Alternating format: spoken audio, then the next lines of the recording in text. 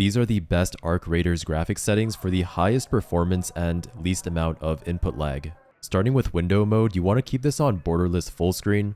If you're on Windows 11, the input latency between borderless full screen and exclusive full screen is little to none, and the advantage of borderless full screen is you can tab in and out of your game very fast. For NVIDIA DLSS frame generation, you want to have this disabled. Frame generation adds input lag, and also it can add artifacting as well. The only reason you would want to enable this is if you really need the extra FPS, but if you want the least amount of input lag, you should disable this setting. For VSync, you also want to disable this setting as well for the least amount of input lag, unless you have screen tearing. If you are experiencing screen tearing, then you can turn VSync on. For NVIDIA Reflex low latency, for most people, this should be set to on plus boost. If you're having issues with on plus boost, such as stuttering, you can try turning it to on instead. But for most people, on plus boost is the best for the least amount of input lag. For the frame rate limit, I like to set this to 360, which is my monitor's refresh rate. You can do your monitor refresh rate as well, or you can just leave this on unlimited. For the upscaled resolution, you want to leave this on your monitor's native resolution. For me, that's 2560 by 1440.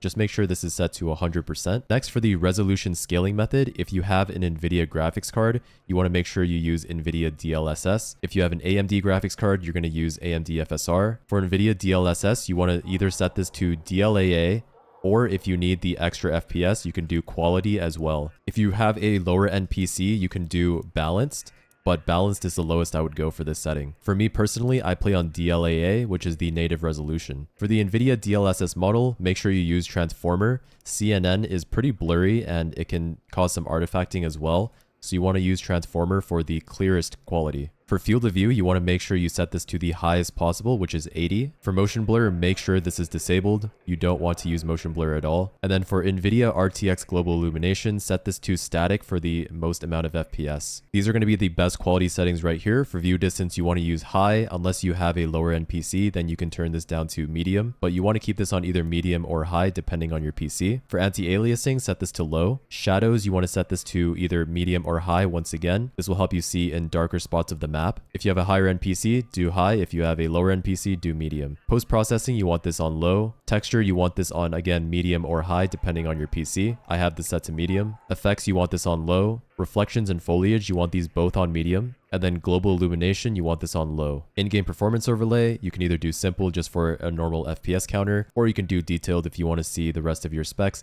and how they're being utilized. And for idle energy saving and inactive window energy saving, make sure you turn both of these on. And that's pretty much it. That's the best Arc Raider settings for the most FPS and least amount of input lag. Hope this helps.